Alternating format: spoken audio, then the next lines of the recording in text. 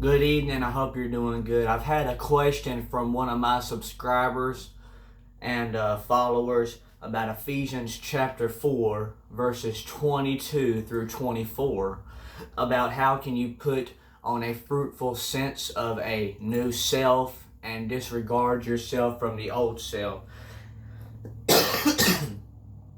And verse 22 through 24, I actually have my NIV Bible with me, and the reason why is because my follower probably needs to understand what the version is saying.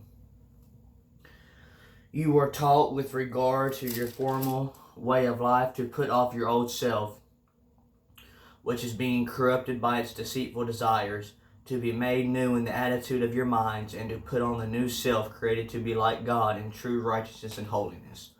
So, my advice to begin with for Ephesians 4, 22 through 24 is to start out with getting saved. Old things past, behold, new things are new. And then you put your old ways behind you. Now, if you lie once in a while, you smoke once in a while, you might steal something once in a while, and it's not an everyday thing, it's still wrong, but you might still do it after you get saved.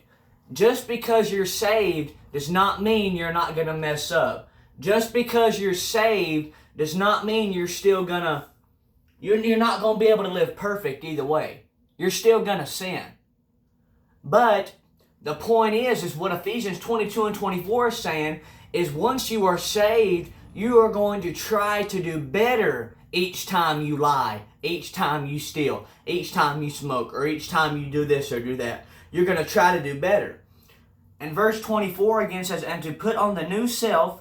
The new self is the saved body, saved soul, saved heart, saved desires, saved mindset. And the saved mindset would be, well, I just now lied. I'm going to try not to do it again, and I'm going to ask for forgiveness for God. I'm going to try to do better, and I'm going to try not to do it again. But the next day you might do it again. Well, it's not the end of the world. You're not going to go to hell because you're already saved, and yet you sin one more time, and now it's time to ask for forgiveness again. You cannot defeat an addiction. You cannot defeat lying, stealing, any of the 10 Commandments. You cannot overcome them without the power of God. You have to have God to help you. Just like Ephesians 4, 22 through 24, you got to have God to help guide you and direct you. And if you ask, He will. Sometimes it might not seem like it, but He will. Let's go back and read it again. Verse 22 through 24. You were taught with regard to your former way of life. You were taught the regard of your life. The former way of life. You were taught your life. You was taught to count from 1 to 10. What 2 plus 2 was. How to drive a car. How to cook you an egg or cook you a steak or something. You were taught the former regards of life. And verse 23 says, life. And again, verse 22 says, to put off your old self. Your old self is the unsaved way and the liar, the thief, the demolished abomination that you are. You put that off.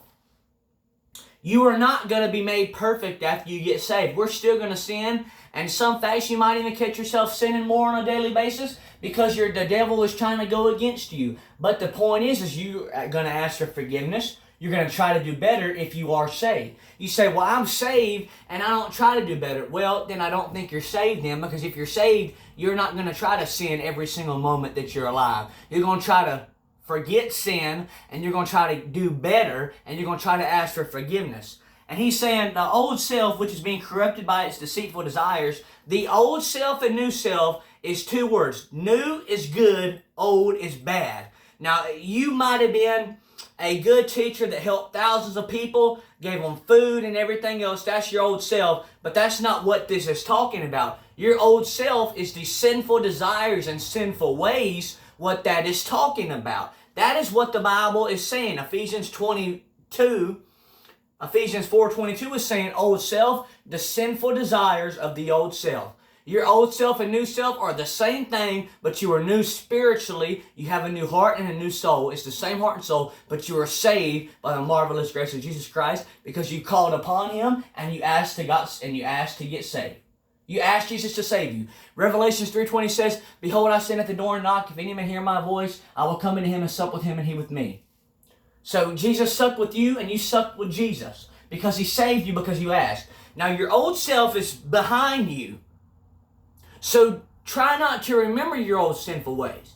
Now if you lie, you say, "Well, I remember whenever I was unsaved, I lied." Am I saved because I lied? Of course you are, but that's a sin, and everybody's going to sin each and every single day.